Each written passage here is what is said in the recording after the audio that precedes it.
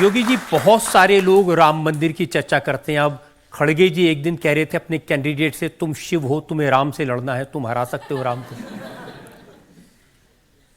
देखिए, भारत की परंपरा में, सनातन धर्म की परंपरा में राम और शिव एक दूसरे के पूरक हैं। भगवान राम ने रामचरितमानस में स्वयं ही इस बात को कहा है कि शिवद्रोही अगर मेरे समीप आने का प्रयास करता है तो वह सपने में भी मेरी कृपा नहीं प्राप्त कर सकता है। और जब लंका में सेतु बंध का निर्माण करना था तो प्रभु राम ने पहले रामेश्वरम में भगवान शिव की ही उपासना की थी। जब नामकरण की बात आई, भगवान राम ने ज्योतिर्लिंग का नाम रामेश्वरम रखा कि राम के ईश्वर हैं। लेकिन शिव से पूछा गया तो भगवान शिव ने कहा नहीं नहीं, जिसके ईश्वर राम है वही रामेश्वर है। देखो, दोनों एक दूसरे को सम्मान दे रहे हैं। यह भारत की परंपरा है। कांग्रेस ने बांटने की राजनीति हमेशा की है। पहले देश को बांटा, इसके बाद क्षेत्र और भाषा के आधार पर देश को बांटने का कुत्सित प्रयास किया। अब सोचिए, 1947 में देश का विभाजन इन्होंने कराया। उस समय बाबा साहब अंबेडकर रहे हो या बहुत सारे ऐसे महापुरुष थे जिन्होंने कहा कि देखो, देश का बंटवारा नहीं होना चाहिए और करना है तो पॉपुलेशन ही बदल दो जी। वह जिसकी भारत में आस्था नहीं, वो भारत में क्यों रहेगा? वो जाए ना, रास्ता वहां का, नापे वहां का, जहां उनको जाना है। क्यों भारत में बोझ बनोगे?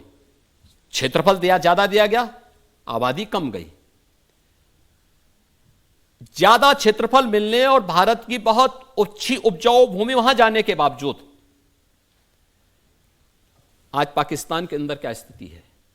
और मैं यही बोलना चाहूंगा, जो पाकिस्तान का राग अलापते हैं वे जाए ना उस कंगाल के पास, वे भी उस भीख मांगने में शामिल हो जाएं। देखो, एक तरफ भारत है, 80 करोड़ लोगों को प्रधानमंत्री मोदी जी के नेतृत्व में फ्री में राशन की सुविधा का लाभ दे रहा है, और दूसरी तरफ 23 से 24 करोड़ का पाकिस्तान भिखमंगों की तरह दुनिया के अंदर कटोरा लेके घूम रहा है, कोई भीख भी नहीं दे रहा है। एक किलो आटा के लिए ऐसे गली मोहल्ले में हम देखते हैं ना, छीना झपटी कभी कभी होता है। एक रोटी का टुकड़ा फेंको तो वहां पे कुछ जीवों में आपस में छीना झपटी होती है। यह दृश्य आपको पाकिस्तान के अंदर मनुष्यों को दिखाई देता होगा। यह हाल पाकिस्तान का इन्होंने किया। अगर वह हिंदुस्तान का पार्ट होता, ऐसे खुशहाल होता जैसे भारत खुशहाल है। पाकिस्तान की जितनी आबादी, उससे ज्यादा गरीबों को मोदी जी ने 10 वर्ष में गरीबी रेखा से ऊपर उठा करके एक स्वस्थ जीवन जीने का, खुशहाल जीवन जीने का उन्हें एक रास्ता उनके लिए प्रशस्त किया। शर्म आनी चाहिए इन लोगों को जो पाकिस्तान की वकालत कर रहे हैं। लेकिन पाकिस्तान के जो फॉर्मर मिनिस्टर फवाद चौधरी, उन्होंने कहा राहुल ऑन फायर, राहुल को वोट देना चाहिए। तो राहुल गांधी की तो पैरवी वहीं से होगी, हिंदुस्तान से थोड़े कोई करने वाला है। राहुल गांधी से उम्मीद क्या करते हैं?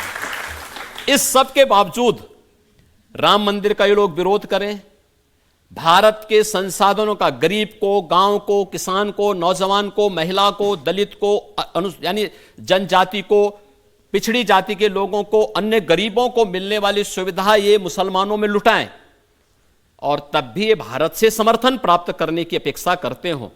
फयाज चौधरी जैसे लोग ही इनको समर्थन करेंगे। कोई सभ्य सोसाइटी भारत की और भारत का कोई राष्ट्रभक्त इनको समर्थन नहीं कर सकता है। मणिशंकर अय्यर, उन्होंने कहा कि पाकिस्तान की इज्जत करो क्योंकि उसके पास एटम बम है, तो भारत को उससे डर के रहना चाहिए। तो हमारे एटम बम क्या ये फ्रिज में रखने के लिए हैं क्या? ऐसा नहीं है, ये नया भारत है। ये कांग्रेस की मणि हो सकती है, भारत का मणि नहीं हो सकता है। ये नया भारत है। नया भारत छेड़ता नहीं है, लेकिन कोई छेड़ेगा तो उसको छोड़ता भी नहीं है।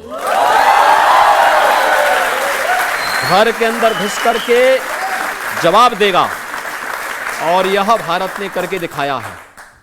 और यही कारण है देखिए, पहले आतंकवादी विस्फोट जगह जगह हो जाते थे। दिल्ली में हुए, अयोध्या में, काशी में, लखनऊ, वाराणसी, लखनऊ की, आपकी अयोध्या की कचहरियों में हुए, गोरखपुर में विस्फोट हुए, मुंबई में विस्फोट हुए, देश की संसद पे हमला हुआ। ये सभी घटनाएं घटित हुई थी अलग अलग समय में।